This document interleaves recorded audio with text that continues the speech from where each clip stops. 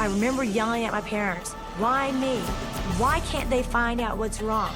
We were going from doctor to doctor to doctor. It's like I'm having a really bad dream. There was a pretty good chance that my daughter was going to die by the time she was 5. It was like a big riddle, and I didn't know if we'd ever find a solution for it. And I thought he was dead. I thought he was dead. Tonight, 3 medical mysteries that defied the experts. For LaRue Holly, getting sick was terrifying, but when no one could find anything wrong, it became a nightmare. I felt like this is over. I guess I'm gonna die and not know what in the world was ever wrong with me. John Rogan was a walking time bomb. Once a year, a mysterious collapse would land him in the emergency room fighting for his life. I'm thinking maybe I do have something that is really serious. Maybe I do have a weird illness that I'm dying from. And Haley DeQuara, a baby who was growing sicker every day. Could her doctors find the answers before it was too late? It was more and more frustrating to me. There was always, it could be, or this is what it might be, but there was never anything that fixed it. When illness strikes, we look to doctors to give us answers. But what if they can't? For these unlucky patients, diagnosis is a mystery.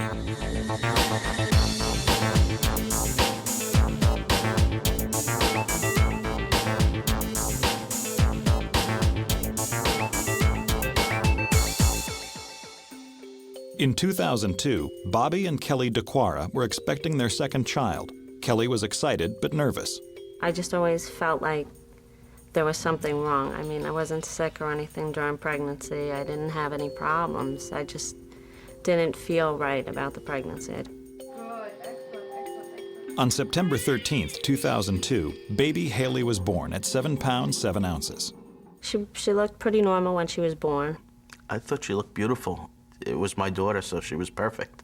The first moment that I really knew something was wrong was, I would say, after her first night in the hospital with the breathing. She was just breathing very heavy, and she had a lot of congestion, and you could hear it in the back of her nose and her throat. She would snore. I mean, she was an infant, and she was snoring as loud as her father.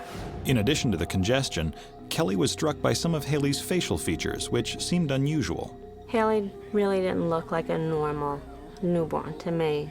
Her eyes seemed too far apart for me, and her forehead seemed very high. It seemed almost rounded. I mean, it protruded out. While we were in the hospital, she had taken her hearing test, newborn hearing screening, and she failed it. The doctor came in and explained that she probably failed the test because of the congestion. I just felt like something was going on, and I just didn't know what it was. But with the exception of the hearing exam, Haley checked out okay, and the doctors sent her home the next morning. We went for her 2-week checkup. She was growing fine, but she still had the congestion, and her pediatrician thought that maybe she had a cold. I saw Haley since birth. During my physical examinations, other than the congestion when she came because of that, she was developing as a normal baby. The first time I saw Haley was at her first baptism. I noticed that Haley's eyes were a little bit more further apart than most children. She almost had a Down syndrome look about her face. When Haley was 3 weeks old, her congestion got worse. Then she developed a high fever. Alarmed, her parents rushed her to the emergency room. They took a chest x-ray. When Kelly saw the chest x-ray, she almost immediately noticed it wasn't right. And we saw that her lungs were clear, but her rib cage was shaped almost like a pigeon's chest. She was very small at the top, and she widened out at the bottom. And I said, well, what's the matter with the shape of her chest? And they said, there's nothing wrong with the shape of her chest. The doctors were assuring us that everything was okay. I'm a firm believer in doctors. The x-rays showed no abnormality in Haley's lung development. Again, the doctors suspected she was simply fighting off a cold or flu and sent her home. But by the time she was 2 months old, Haley's breathing difficulties weren't the only problem. Babies are normally very flexible. Haley just seemed stiff. Almost looked like she was wearing a neck brace. You couldn't lift her arms up above shoulder height. I always felt like I was gonna break her arms trying to put them in the t-shirts. And we were told that it was just, you know, she needs to just start stretching out a little bit and she'll do it in time. She was getting fever a lot. She got many different ear infections. Kelly was continually going to these doctors. You know, some people might think, oh, you're just grabbing, you just want something to be wrong with your baby, but I could tell in the tone of her voice it was just a true concern. I started to think that, you know, Bobby thought that maybe I was just losing it a little bit. I really didn't think there was anything seriously wrong. I just thought she had a lot of little things wrong. Despite her husband's faith, Kelly couldn't shake the feeling that something was seriously wrong with their daughter, and soon it became even harder to ignore. When Haley was 3 months old, and I noticed that she had a curve in the base of her spine, and it became a little more prominent as the weeks went by. So we decided that we would take her to the orthopedist. And he said there was a curvature of her spine. It wasn't normal, but not a major problem. He showed us on the x-rays that he took that she had 2 misshapen vertebrae. It just wasn't one thing anymore. It was just, I was so afraid to go to another doctor because I was afraid every time we went, there was something new. You know, we were bopping around. You know, we were going from doctor to doctor to doctor, pediatrician, the GI specialist, the ENT, the gastroenterologist, the orthopedic specialist, the cardiologist, emergency room visits. Then, at 6 months, Haley developed another baffling symptom. We noticed that, you know, with light, she would squint her eyes, you know. And if you took pictures, it would really, she would just squint a lot. I always attributed that to taking after her father because I was always that way when I was younger. But as time went by, I mean, it seemed to get worse. I noticed that the light was bothering her. I noticed a little bit of tearing coming from Haley's eye. And there was like some haziness that I noticed in the eyes. Dr. Gomez, who had known Haley since birth, suggested they take her to an eye doctor. When we were going to the ophthalmologist, we really didn't feel that it was tied in any respect to, you know, what was going on previous to this. The ophthalmologist had noticed that there was clouding of the cornea. So she said to us that, you know, it could be glaucoma. When you hear glaucoma, it makes you think of people in the 70s, 80s, 90s.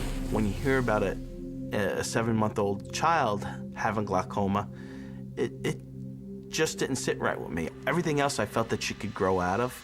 That was, I guess, my point where I felt that there was something wrong at that point, I guess, myself. The test results were inconclusive, so the DeQuaras made appointments with more specialists. But it was during a routine visit with Dr. Gomez that they received some shocking news. The doctor handed me a fax, and I looked at the page, and the first words that I saw were debilitating and fatal. And I said to him, well, what is this?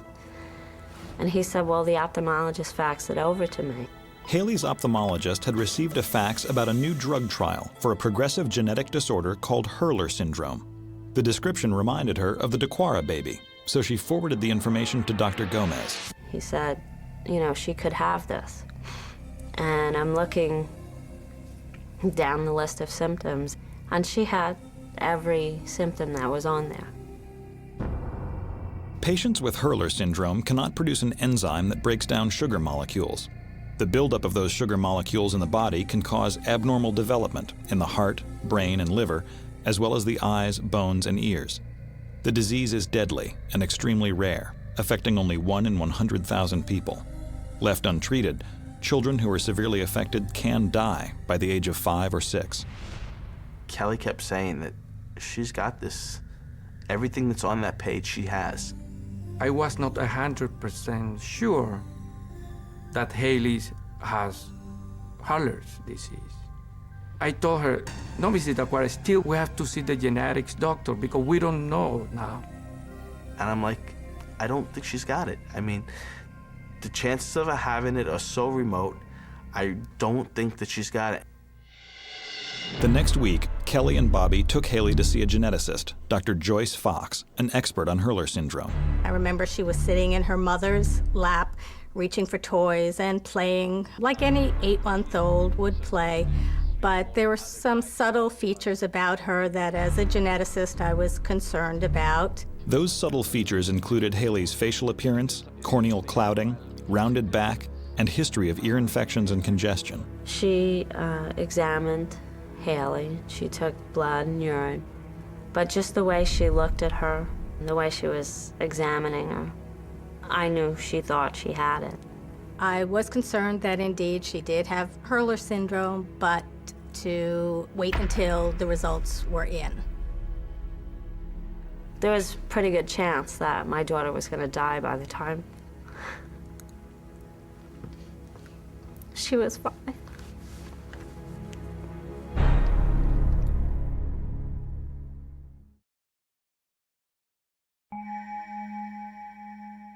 The DeQuaras were devastated when they learned that their daughter Haley might have a rare and deadly genetic disorder called Hurler syndrome. But they couldn't be certain until they got the results of her blood and urine tests. Dr. Fox had called our house, and Kelly had answered the phone. And I said, well, do you have the results? And she said, well, they came back positive. Haley has Hurler. And immediately, Kelly melted and couldn't talk anymore.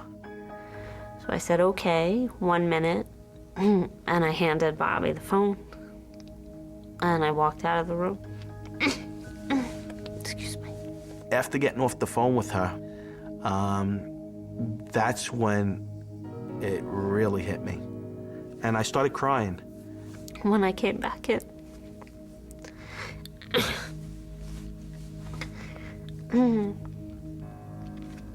he was crying. I think that was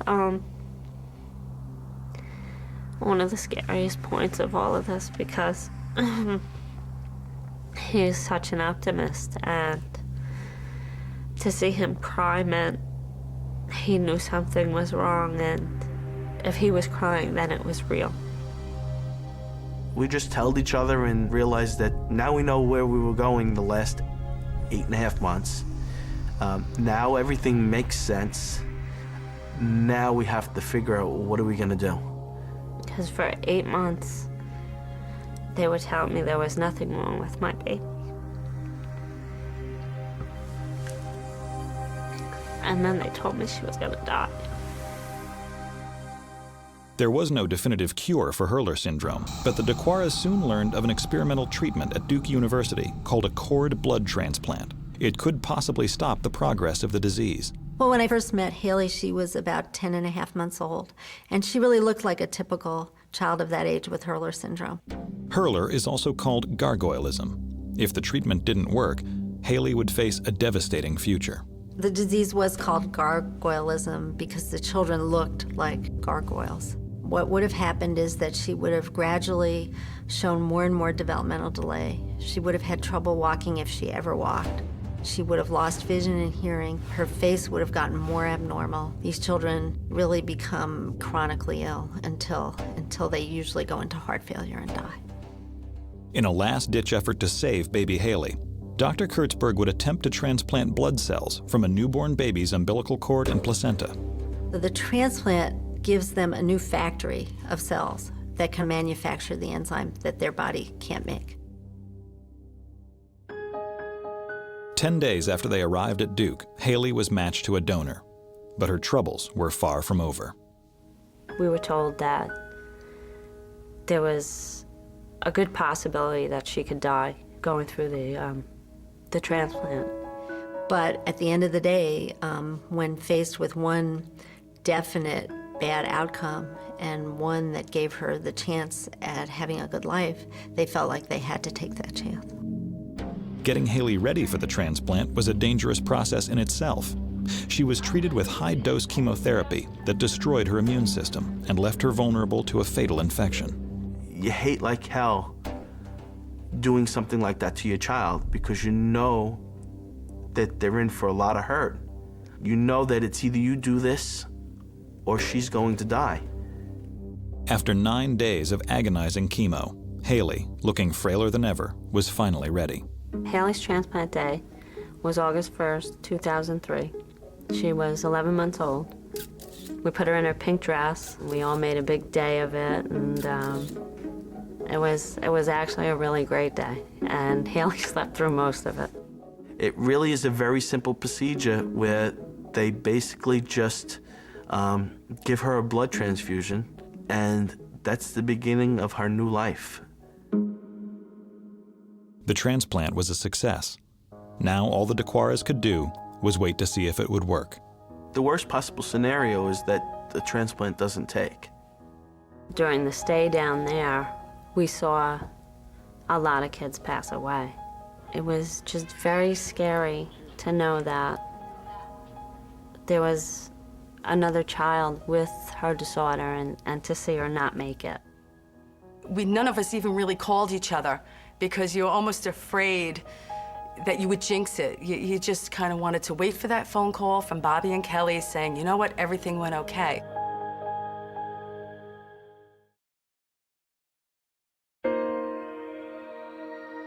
Haley DeQuara was suffering from a rare and fatal disease known as Hurler. After watching their daughter go through a traumatic cord blood transplant, Kelly and Bobby could only wait to see if it would work. They told us that her body was now making the enzyme that she wasn't making on her own before. So we knew that the transplant was working. Haley was 100 days out, and she was healthy. You couldn't be happier that you went down with a child that was facing death, and you came back with a child that's facing life. Haley was lucky to be diagnosed under a year of age because many children with Hurler are not diagnosed till they're older. So Haley had a better chance of really completely normalizing her life. She's walking, she's babbling, she's babbling around the house. She really is such a beautiful, strong little girl. We don't know what the future holds for her, but we believe that she will live a long, happy life. At birth, baby Haley was already seriously ill, but LaRue Holly was healthy and active until the year she turned 15. One day in class, she noticed a strange problem. She didn't realize it then, but it would change her life forever. It felt like my tongue, like my inside of my mouth was getting enlarged. I felt like my tongue was bigger than everything else in my mouth. I started noticing that my speech was becoming slurred. I couldn't pronounce some of the words, and some of the kids were like snickering in the background. At first, LaRue blamed the episode on a bad sore throat. But over the next month, her difficulties with speaking and swallowing came back. Then she started noticing weakness in her hands and legs. I didn't have any strength. It was difficult to sometimes pick up a glass of water. Sometimes she would say that she was tired, but we thought sometimes that was so to get out of studying or whatever. Probably the next month, I started having the droopy eyelid, and the eye wouldn't stay focused on one thing. It would drift. I started noticing that I was having problems with just an everyday smile. My lip would turn up. I had no control over it. Symptoms were so unpredictable, I didn't know what to expect because every day was different. For 2 years, LaRue kept her symptoms to herself. Then, in December of 1988, she met Brian Hawley, a 20-year-old Army paratrooper. I didn't know really what to tell Brian. I knew that I had to tell him some things that were going on, but I didn't know how much. Probably April 1989, I asked her about her symptoms. Why are you having difficulty talking? What do you think it is? And she would never comment really on what she thought it was or felt it was. LaRue was ashamed of her strange condition and reluctant to discuss it. Then one night, her symptoms flared up during a date with Brian. We were at a restaurant, and we were eating and everything, and all of a sudden it felt like my throat was literally closing. She started to eat some steak, and it just became lodged in her throat, and she couldn't get it out. Brian had to come around the table and perform the Heimlich maneuver on me. That night, LaRue came clean to Brian about all the symptoms she'd been suffering over the past 3 years. But her parents wouldn't find out until later that spring, when she fainted at school. The way that I felt was at that time was, how did I miss it? But I guess when it's right there at home, you don't see it unless it really jumps out at you. Well, my mom, she broke down crying. She was like, why didn't you come and tell me? LaRue's parents drove her straight to the family doctor. And so we waited in the doctor's office, and he took me back. And he basically came to the conclusion that I probably wasn't getting enough sleep. I was overexerting myself. The doctor advised more rest, but when LaRue's condition didn't improve, he referred her to a specialist. I got an appointment with the ears, nose, and throat doctor. He performed a strep test. I didn't know what the results were of the strep test, but he told me he wanted me to take this antibiotic. So I went home, started the 2 weeks of antibiotics, no change at all. Went back to the same clinic, but had a different doctor. They prescribed another antibiotic, went home, nothing happened. So I came back for another checkup with another different doctor in the clinic, and this doctor proceeded to tell my mom and dad, she's had all these antibiotics, she's not getting any better, maybe it's all in her head. Maybe she's just doing this to get attention. If LaRue wants attention, LaRue will get in your face. She'll get there right in front of you and she'll say, Dad, you're not listening to me. And I remember yelling at my parents, why me? Why can't they find out what's wrong? Meanwhile, LaRue was having more trouble swallowing. Afraid to eat solid foods, she became dangerously thin.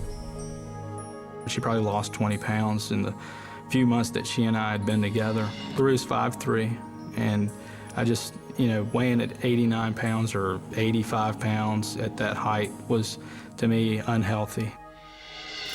Every time you turned around, it was like the worse her symptoms got, the more she couldn't eat, the more weight she was losing. Scared and confused, LaRue went to see yet another specialist. And this time I was seen by a cardiologist. The cardiologist gave me the stress test and basically told my mom and dad, she is a female, she has a menstrual cycle, maybe she's not getting enough nourishment and that's why she's fainting. I literally started doubting my sanity.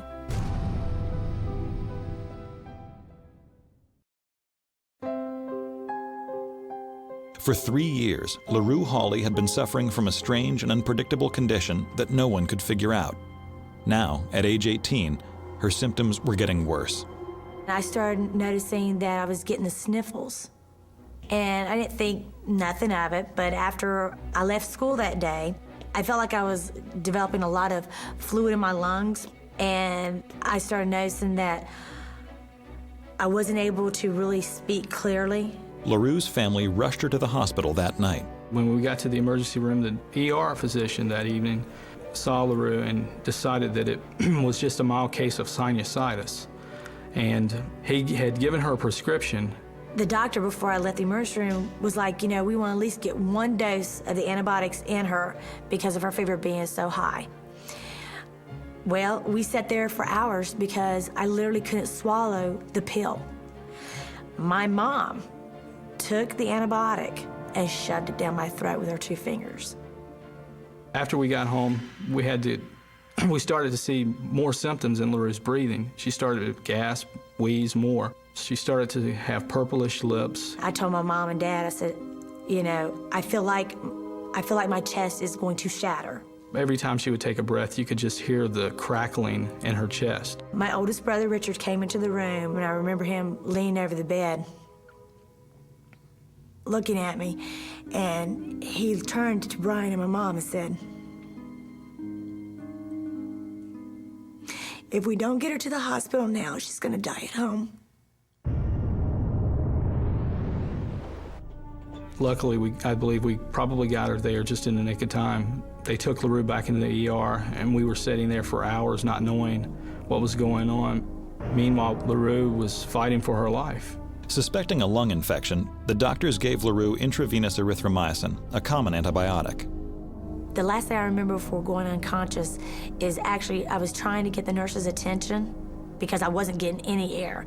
And I can remember trying to pull on the IV stand, and when I did, I pulled the whole thing down from what I was told. And then that's when they found out that I was going into respiratory failure. She went into full pulmonary arrest 3 times. The nurses comment, well, she looks pretty good now for a person who's actually died 3 times. The doctor and the nurses and everything, they worked on me almost 10 hours. I felt like this is over. I guess I'm gonna die and not know what in the world, was ever wrong with me. LaRue's doctors attached her to a respirator and moved her to intensive care. They treated her with more antibiotics, but nothing seemed to work. Finally, after 4 days, LaRue's condition stabilized. But no one could explain why she'd gotten so sick in the first place, or what she had. Then, one of the doctors happened to notice her weak eye. And he said, well, you know what? Let's send you to a doctor that specializes with the eyes, and maybe he can pinpoint what's going on. Because a lot of times you can tell a lot of disease through the eyes. Well, I wasn't too thrilled with that. I thought, here we go again, another doctor. The doctor referred LaRue to an ophthalmologist. Almost 4 years after her first symptom appeared, she met Dr. Michael Woodcock. When LaRue came into my office, she was frightened, she was frustrated, she was concerned, and probably a little bit skeptical that she was going to get any help. He sat there, he listened to what I had to say. He was concerned about the whole person and not just the eyesight.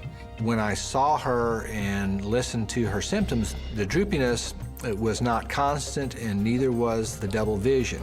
Those 2 things together made me immediately suspect something that was unusual. So what I did initially is I had her gaze up and down, up and down. I did that for about 20 seconds, and that weak eyelid actually got weaker. Her double vision got a little worse, and so I was very, very suspicious that she had myasthenia gravis. Myasthenia gravis is a chronic neuromuscular disease that affects roughly 1 in 14,000 people. It's triggered by a short circuit in the immune system that causes the body to attack itself at the point where nerves connect to muscles. The disease disrupts normal muscle function in the arms, legs, eyes and eyelids, face, mouth, and throat. It can cause respiratory failure and, in rare cases, even death.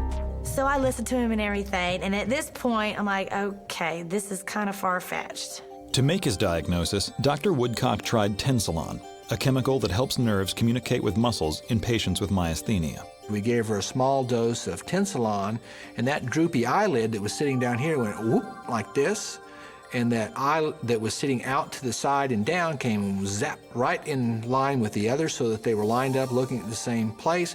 And for 20 or 30 seconds, from a very small dose of the tensilon, she was absolutely normal. I remember feeling very dizzy and kind of nauseated.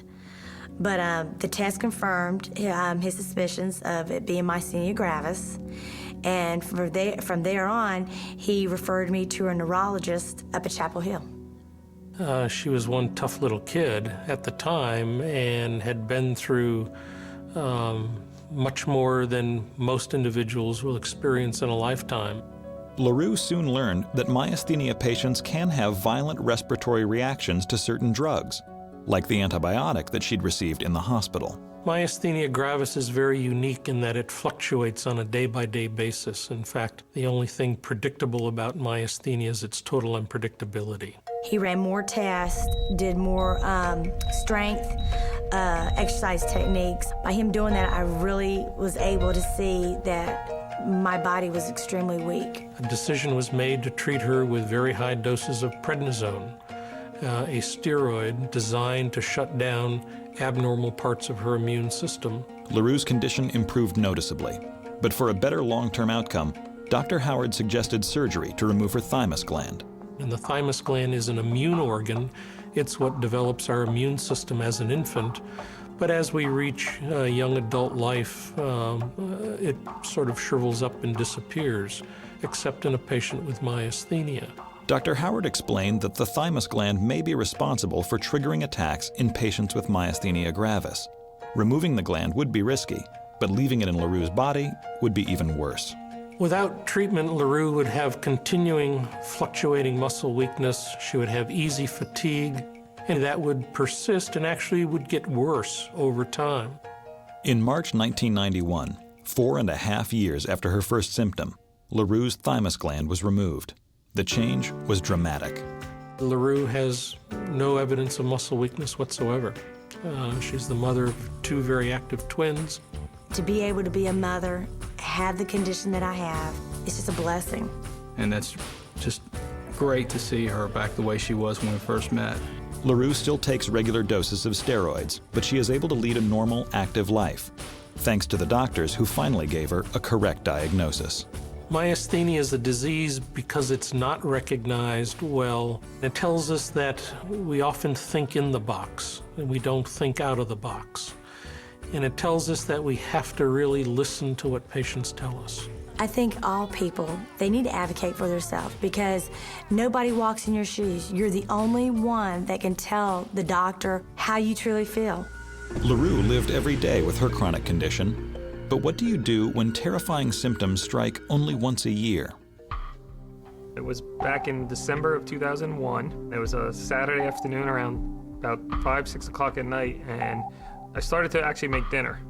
And about 15, 20 minutes into the dinner, I had really bad stomach pains.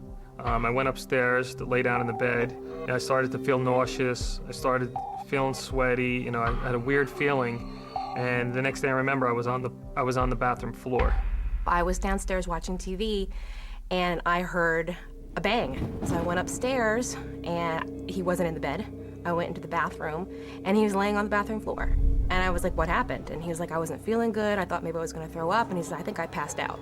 So she stayed with me for a while, and I was continually going back and forth to the bathroom, to the bed, to the bathroom, but I was vomiting a lot. I didn't know why I was vomiting, so the first thing I thought of was that I might have had food poisoning. Then after a while, I lay back in bed, and I told her I felt fine. So I went back downstairs, continued to do some dishes, watch some TV. About 30 minutes went by, and the same feeling started to happen again. So I got out of the bed, I opened the bedroom door, and I called my wife, Jordana. And I heard a crash, and I thought he was dead. I thought he was dead because he was completely gray, no color in his face at all. His eyes were wide open, staring at the ceiling, and I just grabbed the phone and just dialed 911. When I was on the phone, he actually started to have a convulsion. His eyes roll back in his head. He makes some groaning noises, and it's like a grand mal seizure. His hands kind of, curl up, all of his muscles tense. All of the color went out of his face. And all I remember her saying is that he's 37 years old, and I try to wake him up, and then I realized she's talking about me.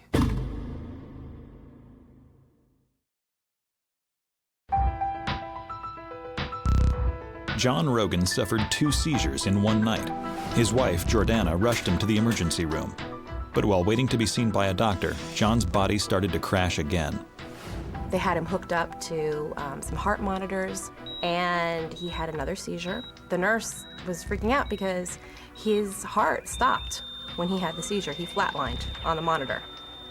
It was very frightening, the whole experience, but I kept saying to myself over and over again that it was something that I ate. John was admitted to the hospital. They assigned us basically a neurologist because he'd never been to one before. They kept me in intensive care for 3 days, and they ran a EEG test on me, an MRI, and an EKG, and they could not find out what was wrong. One of the neurologists that I had told me that it may have been a bad migraine.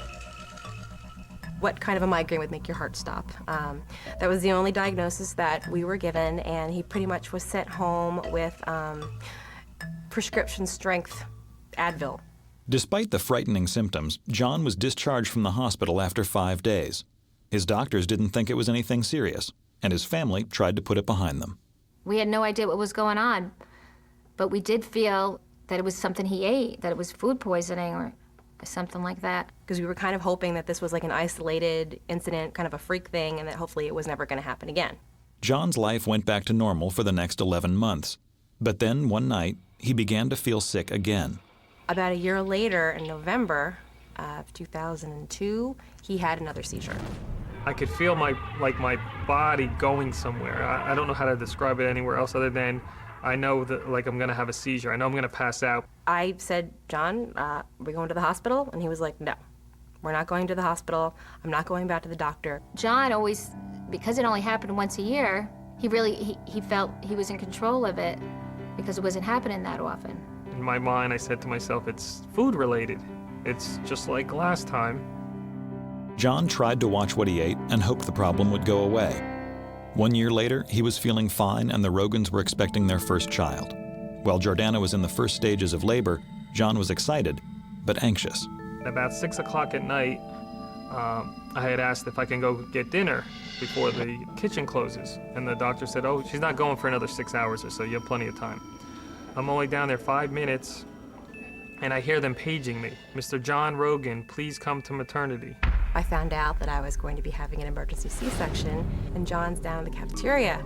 So I try to get back to the room, and the elevators are like extremely slow. So then I said, all right, let me take the stairs. I go running up the stairs, but they lock it from the inside. So now I can't get into maternity. To me, this feels like an hour. And he starts to freak out. So by the time he got upstairs, he was sweating bullets. I started to feel sick. I started to feel nauseous, and I'm like, oh my God, I don't want to have a seizure here. And even the doctors noticed, John, are you okay? John, you don't look good. And now my poor wife's ready to give birth, and she's asking me, am I going to be all right? That episode, and the birth of their son Patrick, made the Rogans reevaluate their situation. It really made us, think, well, gee, this isn't just affecting us anymore. This is also affecting Patrick. And we need to make sure that we're both healthy so we can be there for him. That's when I said, I'm ready to go to the doctor. Almost 3 years after his first seizure, John went to see a new neurologist, Dr. Eric Engelstein. Right from the first, 30 seconds that I saw him, I just saw a big difference. Dr. Engelstein made us feel like he was going to do everything he could to try to figure out what was going on. It's not infrequent to see someone with symptoms like John had. Anytime you hear someone losing consciousness and shaking, certainly a seizure comes to mind. I went for an MRI, I went for the EEG again, I went for an EKG. Well, the tests were normal. The MRI was normal, as is not unusual in someone who really has seizures. There just wasn't any obvious cause in his case. Dr. Engelstein had told us that they're actually called idiopathic seizures, and you don't really know why you have them. Dr. Engelstein prescribed a powerful anti-seizure medication, but John didn't like it. Myself and the medication, just never agreed. I noticed a change in his personality. I couldn't think. I was sending emails out to the wrong people. I couldn't concentrate. I would start a sentence and not finish the sentence. John had expressed some frustration with the first drug I gave him, and I switched him to something else. He did a little bit better on that one. They had to change his dosage a couple of times, but he still had times where he was just tired. He felt wiped out. Like, for instance, at his 40th birthday party, he was so out of it. He just was not himself at all. He was like a stranger, in a sense. It was terrible that I even said, I think I'd rather be off the medication and take a chance of having a seizure than to be on this the rest of my life. John stayed on the medication and remained seizure-free for almost 5 months, when one day, the crippling feeling came back. And so now here I am having a seizure while I'm on seizure medication. So I thought, okay, well, now we're back to square one.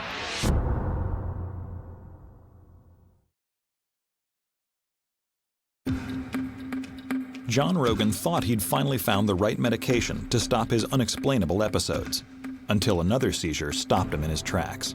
When John told me that he had another episode now, and this was on medication, on seizure medication, this was disturbing.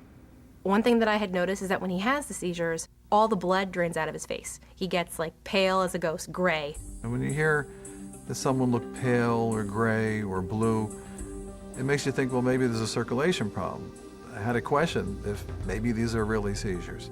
And Dr. Engelstein pretty much says, well, you know what?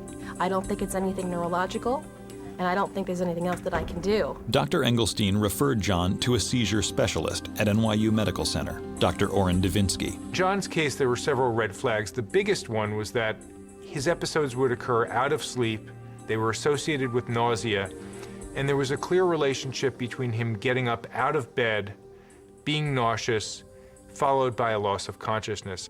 Dr. Davinsky told John he wanted to keep him in the hospital for 3 days of testing and observation. Now I really started to worry, is there something, do I have a brain tumor, or there's something that they didn't see when they did the MRIs, but maybe I do have a weird illness that, that I'm dying from. On the second day, Dr. Davinsky scheduled a tilt test. And I didn't know exactly what a tilt test was. If I had to describe it, it would be if I was like laying flat on like a stretcher, and then they would bring the stretcher up about at an 80-degree angle. And, I feel like I'm almost standing up about a foot off the floor.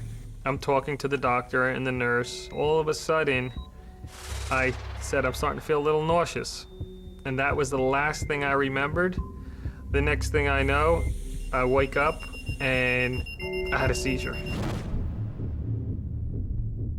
And when he had the seizure, he freaked out all the doctors and the nurses that were in the room because his heart stopped, just like it had when they had him hooked up to the monitors in the emergency room the first time. I've sent hundreds of patients for this test, and I've had scores of these tests be abnormal. I've never had any patient who's had their heart stopped during this test. They had told me that, that the whole seizures is related to my heart. John had a cardiac arrhythmia, a potentially deadly disturbance in the regular rhythm of his heartbeat. Periodically, his heart rate would drop so low that it would actually stop beating. This caused reduced blood flow to the brain and episodes that resembled brain seizures. What was happening was, the days I was having the seizures, my heart rate and my blood pressure would drop so low that it would pass out and cause me to have the seizure.